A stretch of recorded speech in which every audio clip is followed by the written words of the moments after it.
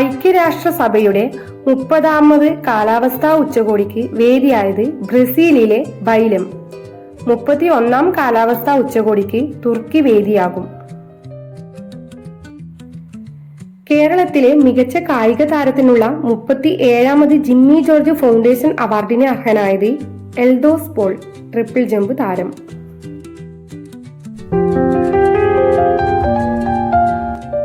53ാമത് supreme കോടതി chief ജസ്റ്റിസായി ചുമതലയേറ്റത് justice Suryakant.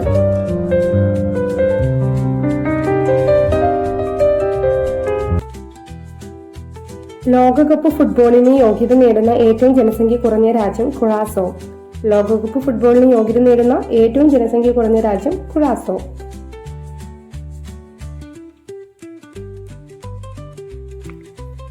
Cambridge dictionary 2025 വാക്കായി തിരഞ്ഞെടുത്തത് പാരാസോഷ്യൽ.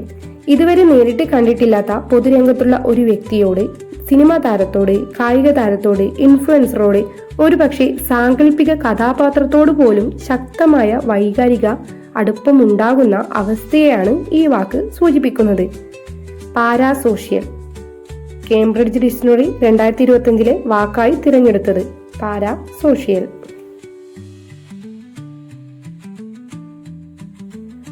UN കാലാവസ്ഥ ഉച്ചകോടിയിൽ പ്രസിദ്ധീകരിച്ച ക്ലൈമറ്റ് ചേഞ്ച് പെർഫോമൻസ് ഇൻഡെക്സ് 2026 ഇന്ത്യയുടെ സ്ഥാനം 23.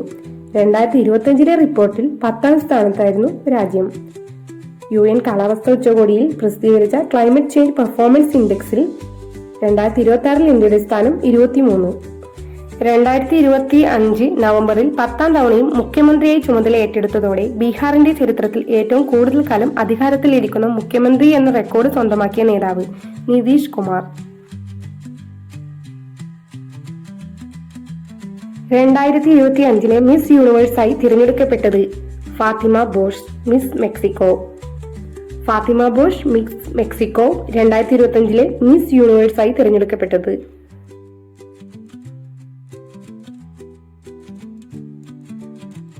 മധ്യപ്രദേശിൽ നിന്നുള്ള ഏതു വസ്തുവിനെയാണ് 2025 നവംബറിൽ ഭൗമസൂചിക പദവി ലഭിച്ചത്? മധ്യപ്രദേശിൽ നിന്നുള്ള ഏതു വസ്തുവിനാണ് 2025 നവംബറിൽ ഭൗമസൂചിക പദവി ലഭിച്ചത്? പന്ന വജ്രം.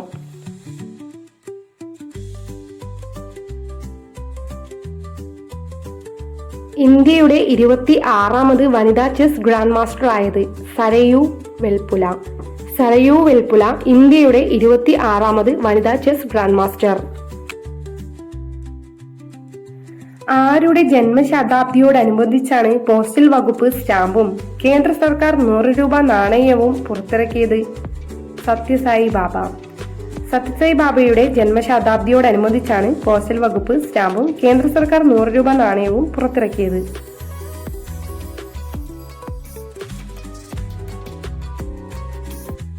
ഈയിടെ അന്തരിച്ച ഇസ്രയേലിലേക്ക് കുടിയേറിയ മലയാളി കർഷകനും പ്രവാസി ഭാരതീയ സമ്മാന ജേതാവുമായ വ്യക്തി എലിയാഹു ബസലേൽ. എലിയാഹു ബസലേൽ ഈയിടെ അന്തരിച്ച ഇസ്രയേലിലേക്ക് കുടിയേറിയ മലയാളി കർഷകനും പ്രവാസി ഭാരതീയ സമ്മാന ജേതാവുമായ വ്യക്തി.